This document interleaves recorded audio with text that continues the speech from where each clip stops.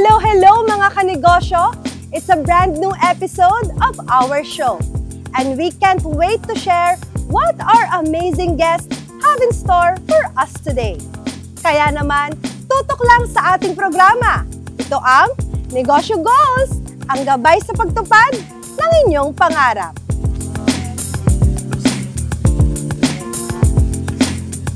Naku ladies, syempre, pati na rin kayo guys, mapa-fashion fanatic man kayo or minimalist at heart, alam naman natin that any outfit isn't complete without the perfect bag to complement it. Kaya naman, sa umagang ito, tutulungan tayo ng ating kaibigan na si Jeff Manalaysay para bigyan tayo ng ideas tungkol sa tinatawag na must-have bags sa bawat outfit. Yes, when it comes to key factors sa pagpili ng bag, meron syempre tayo dyan. Unang-una, kailangan ano yung outfit of the day natin. Yung fashion natin, it's also marks yung personality natin. So, statement kasi pagdating sa fashion and at the same time pagdating sa bag. So, another one, anong event? Anong event siyang pupuntahan? And at the same time, pwede ba itong streetwear? Pupunta ba ng school? Pupunta ng office? Kailangan ba natin ng malaking compartment o maliit na compartment? When it comes to go-to-wear bags o yung mga all-day bags natin, actually yung mga cross-body bags natin, yan yung mga fit pagdating sa mga all-day. Why? Kasi pagdating sa all-day, yan yung lagi tayong busy, nagmamadali, and at the same time, really wanted na yung mga bags natin, kailangan secure pa rin kahit na busy tayo sa ginagawa natin. We have here 3 models na kung saan ipapakita natin yung 3 different styles. Of course, nabibigyan natin ng 3 different bags depending dun sa kanilang styles. So, natawagin natin yung ating first model. We have Miss AJ. Ayan, si Miss AJ, kung titingnan natin from top to bottom, talagang yung datingan nito, pumapasok siya sa smart casual or sa cocktail. Kasi ito yung mga ready-to-wear dress na kung saan a-attend ng event, a-attend ng party. Ayan, may mga ladies night out. Pero syempre, ano nga ba yung kulang pagdating sa kanyang fashion statement? So this time, pipili tayo ng bag na swak or babagay pagdating sa fashion statement ni Miss AJ. This bag, kung mapapansin natin, yan, pinapakita niya yung iba't ibang way kung paano i-handle yung bag na to pagdating sa event. Hindi siya masyadong malaki, hindi masyadong maliit. Kayang-kayang ilaman dito yung mga kikay kits, cellphones, chargers, wallets, na kung saan mapapanatili niyang secure yung kanyang gamit kahit na magpunta siya ng party. Si Ken, kung mapapansin natin, napaka-smart looking. So ito yung smart casual, yung all-day wear, napaka-neat. Etong bag na to, itong laptop bag, kung mapapansin natin, no, hindi siya malaki, hindi siya maliit pagdating sa body figure ni Ken. And at the same time, smart looking din yung pagdadala o yung pagkakaroon ng ganitong klase ng bag. Okay lang ba, Ken? Pakita natin yung compartment.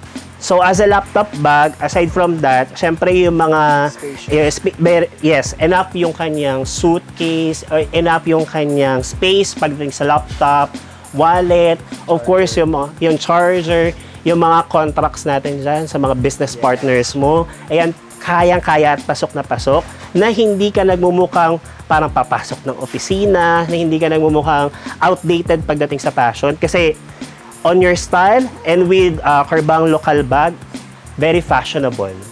So we have here, Yana. Mapapansin natin, she is wearing a blazer on a white top and black pants and white stiletto. So ito yung bags na magpipili ko sa kanya. Meron tayong pang-partner dyan from Corbang Lokal. So ito kasi, ito yung medium size na tinatawag natin pagdating sa bags, na kung saan medyo malaki ng konti yung compartment. As we all know, when it comes to person na nag-a-apply, medyo maraming gamit yan. Ito kasi yung commuter pay. Pero dapat hindi niya mapakita pagdating sa HR na sobrang dami niyang gamit na kung saan-saan nakalagay. On this one, medyo malaki ng konti yung compartment niya. So lahat, aside from the kikay kits, yung ibang requirements niya, nandyan na din.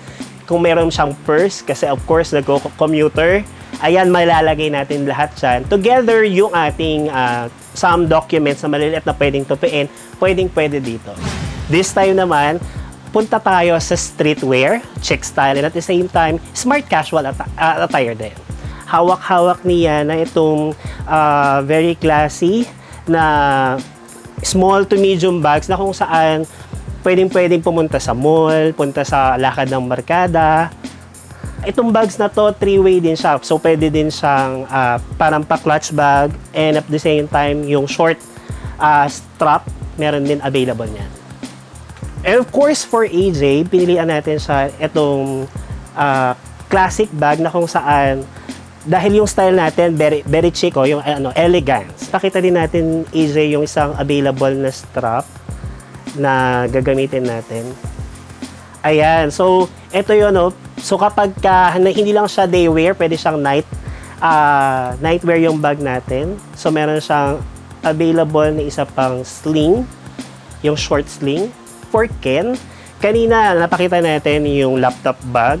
For this time, itong body bag na to na kung saan very classic and at the same time handy.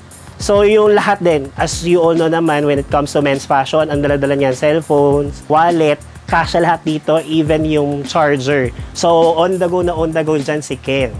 So pwede siyang body bag, pwede siyang cross bag, pwede siyang shoulder bag, and kung medyo pormahan ang dating, yes, may 3 zipper sa labas at saka sa loob. So, secure na secure yung gamit. So, once again, when it comes to bags from Corbang Lokal, ina-assure talaga nila yung aside from the quality, yung trendy, yung fashionable, aside doon, yung safe and secure, yung belongings na ilalagay natin dyan. Ang daming dapat tandaan, di ba? Huwag lang kalimutan ang key factors na ibinahagi sa atin ni Jeff, lalo na pagdating sa pagpili ng leather bags. Marami pa kaming inihanda para sa inyo sa pagbabalik ng Negosyo Goals!